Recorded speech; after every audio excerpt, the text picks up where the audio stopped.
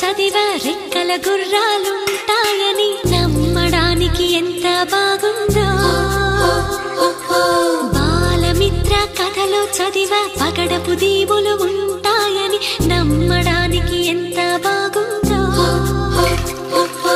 నా కోసం రెక్కల గుర్రం ఎక్కి వస్తావని పగడపు దీవికి నువ్వే నన్ను తీసుకెళ్తావని ఇక ఏనాటికి అక్కడే మనము ఉంటామని నమ్మడానికి ఎంత బాగుందో.